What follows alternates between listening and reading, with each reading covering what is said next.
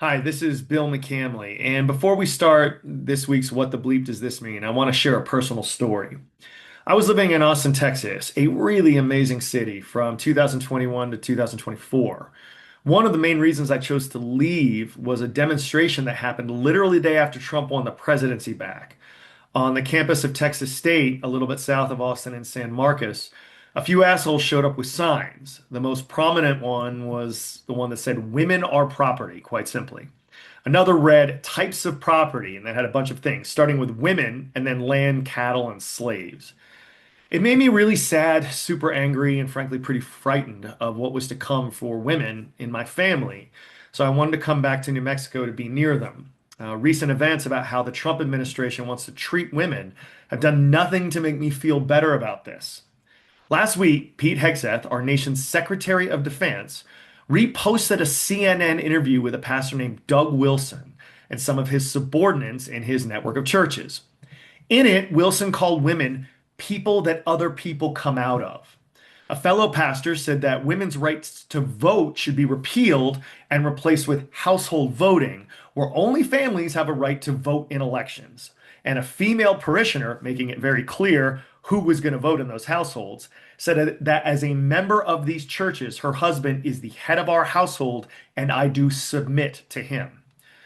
Hegseth commented out in this video saying all Christ for all of life, and the Pentagon rep who works for him said that Hegseth is a proud member of Wilson's church and that the secretary very much appreciates many of Mr. Wilson's writings and teachings. Wilson thanked Hegseth, calling it an amen of an agreement. This is a really shitty view of the world, and normally I would say that we should just ignore this crap instead of giving it air to breathe. But because this is America and we've usually gotten better, that's usually the case. But these aren't normal times. And unfortunately, people with power are being open about how they actually want this crap to be reality. Let's talk about that. First, specifically about Mr. Wilson. I'm working on a Substack page and possibly a book about how can we be men in the 21st century without being dicks, and recently did some research on this guy as an example of, well, a dick. Here are some beliefs of his. Slavery gets a bad rap. He said that slaves and owners lived in harmony and intimacy when owning a black person was legal. He thinks all public schools should be burned and all public school teachers should be hanged. This is not a joke. He went all in on the idea, saying, "You may say I'm a dreamer, but I'm not the only one." A few years ago, he took a flamethrower to cardboard cutouts of Elsa from Frozen and Ariel from The Little Mermaid. As for how he further feels about women, you've already been familiar with his quote about all you ladies out there just existing to give birth and raise kids, but that's mild compared to some of the other shit. According to him, women shouldn't serve in the military. The Dobbs decision making abortion illegal in many parts of the country was a gift from God, and that natural revelation teaches us that there is a natural submission of the wife to the husband. Ever the gentleman, he's called women small breasted biddies, lumberjack dykes, and my favorite, cunts. A book published by one of his companies called It's Good to Be a Man says that women can't be leaders because of their desire to play nice, and they would only approve soft men and disapprove tough men. Again, this dude's Looney Tunes ideas are specifically endorsed by the U.S. Secretary of Defense, one of the most powerful people in the world. But he is far, far from the only guy in the U.S. government that believes in these dangerous types of ideas. The U.S. Speaker of the House is a guy named Mike Johnson. He proudly participates in a thing called covenant marriage. Three states, Louisiana, where Johnson is from, Arkansas, and Arizona, have this as an actual legal thing. And at its base level, what it does is make it more difficult to get a divorce. Now, why is this important? No fault divorce, a legal term, was actually not a thing in the United States until California began it in 1969, where it was signed by then governor and future Republican president Ronald Reagan, a divorced and remarried actor. Before that, either spouse had to prove a reason for a divorce based on things like adultery, abandonment, felony, or other similarly culpable acts. Those last words are the legal terms for it. It made the process super hard, and divorces weren't that common. And this was really bad for women. And we know this because in the 10 years after women could get a relatively simple divorce in California, the number of female suicides went down by between 8 and 16%. Domestic violence dropped by 30%, and there were 10% less murders of women by men. The formerly fringe religious groups who want to make these divorces harder, therefore going back to the days when there was more suicide, beatings, and murders, like the current US Speaker of the House, aren't quitting. There have been recent efforts to get rid of this process at the state level in Texas, Louisiana, Kansas, Nebraska, and most recently this year in Oklahoma, where it was introduced by a state senator named Dusty Devers, because of course that's that guy's name. And I shit you not, he introduced a bill getting rid of no fault divorce and another one right after, putting in covenant marriage, which is a double whammy of screw you to women in shitty marriages. Another winner that I like to talk about is the U.S. Secretary of Transportation, Sean Duffy. Now, you may be thinking to yourself, what the hell does a former fairly bland U.S. congressman who was a former Road Rules, literally Road Rules star, and Fox News host, because that's what you need to be a secretary in the Trump administration, why are we talking about a guy like this who runs an agency in charge of getting us around as having to do with women's issues? Up until this year, you'd be right. That'd be Looney Tunes again. But these aren't ordinary times. In January of this year, right after he was approved for his position by the Senate, he approved a change to department policy. In a memo, he mandated that grants and loans processes for roads and other projects, quote, give preference to communities with marriage and birth rates higher than the national average.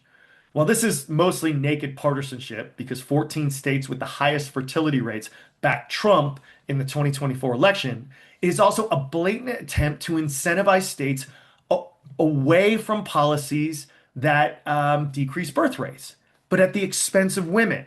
For instance, Texas had an increase in the births the year after abortion was made illegal. And the state also saw increases in births of women that were raped. Texas doesn't allow for abortions for anything. A large increase in the number of women who died while pregnant, during labor, or soon after, and an increase in teen pregnancies, reversing a 15 fucking year decline. This stinks of an attitude like we heard about earlier, where women are just seen as people that other people come out of. But getting rid of abortion, incentivizing births at all costs, and working to get rid of no fault divorces are real, concrete things that will make the lives of 50% of us as Americans harder in everyday life. Hard policy reasons aside, this version of American politics and public life, where women are solely seen as baby makers and sex objects, is even more pronounced by the people that the president chooses to surround himself around and promote. The biggest example is his Vice President, J.D. Vance. Remember all the divorce talk we described earlier? Well, J.D. once described people, implying women, getting out of unhappy and even violent marriages as a great trick of the sexual revolution that was bad for kids. Well, maybe mom getting the shit kicked out of her on a regular basis won't make kids happy either, JD. But he doesn't stop there. He once agreed that the sole role of a woman who has passed menopause is to raise grandchildren. He regularly publicly puts down women who choose to work rather than have kids, calling them miserable cat ladies. He even criticized the head of a teachers union for not having some of her own kids, implying that a woman can't be a good leader or teacher without having kids of her own. And he is outwardly against any kind of abortion, even the kind where a woman gets raped and is forced to have the child. I can't even begin to imagine how traumatic this must be for a woman. But Vance literally called this situation inconvenient. Two more examples of this worldview on women came from an August 1 press conference. Trump had to reinstate the presidential physical fitness standards. He had a bunch of dudes surrounding him, and the first I want to talk about is Kansas City Chiefs kicker Harrison Butker, who hasn't really made news for his play, but last year he gave a commencement address at a conservative Catholic university where he said, this is a quote, "Some of you may be on the lead to be successful leaders in the world," talking about women. "But I would venture to guess that the majority of you are most excited about your marriage and the children you will bring to the world." Again, more women as baby-making machines rather than whole people who can want all sorts of things. The second, more tragic person on the stage that day was Lawrence Taylor. He was an all-star linebacker for the New York Giants for years, but in 2011, he pled guilty to 2 counts of statutory rape after having sex with a 16-year-old. His defense? She told me she was 19. He was 52 at the time, and Trump's holding him up as an example of what we should be wanting to do. And this isn't Trump's only example of elevating rapists and other men who hit women. Pete Hegseth, our favorite alcoholic Secretary of Defense, he once paid a woman $50,000 to not talk to the public after he was charged with sexually assaulting her. Then there's Dana White. He's the head of the UFC, which Trump loves as a vehicle to reach young men. He's actually promised White to have a UFC fight featuring White at the White House in the near future. Just a couple of years ago, on New Year's Eve in Mexico, White was caught on camera slapping his wife. This dude's about my size, not small, 6 foot, 200 pounds or so. He got zero punishment or anything negative after that, but now he's being rewarded by Trump. The worst one of all is Andrew Tate. For those of you who don't know him, he's an ex-professional British kickboxer with 10.7 million Twitter followers who rose to fame for all the wrong reasons. Among other horrible things, he started a course called Romeo Pimping, where he tells men to lure women into relationships, then get them to go online and beg for money or start online webcam operations where they would then make money and their pimps would get a cut. He once said, this is a direct quote, fact, all women are sex workers. He was arrested in Romania, and held there for 2 years as he was being investigated for human trafficking, trafficking of minors, and money laundering, as well as allegations of rape and sex with a minor. He fled there from England after he was being investigated there for similar shit. Why am I mentioning this? In February, the newspaper The Financial Times reported that members of the Trump administration, who Tate actively supports, pressures Romania to let him go. And where did Tate fly to? If you guessed Florida, you get a cookie. Look, fellas, out there, we need to do better. I know many of us are feeling, for a lot of reasons, a lot of things right now. Lonely, overlooked, forgotten, and angry. Hell, the main reason I'm writing this book is to help myself figure this situation out. It's hard, and I get it. But there is no excuse, none, for turning those feelings into hatred for women as whole people. This is not what a real man does. My old man, a high school football lineman and retired fucking paratrooper, always made it crystal clear that we as dudes are supposed to work hard, be responsible, tell the truth, stand up for people, and get better. He was never afraid to call out stupid bullshit. So if you see some of our fellow men out there treating women as less than whole people, be like Colonel McCamley and stand up and call that shit out. Thank you for listening to this. As always, if you have questions, comments, or other feedback, please feel to comment on any of the social media posts you are getting this on, any of the platforms, or you can email me at whatthebleepdoesthismean@gmail.com. That's whatthebleepdoesthismean@gmail.com. Thanks again, everybody. Good luck. Keep your heads up out there.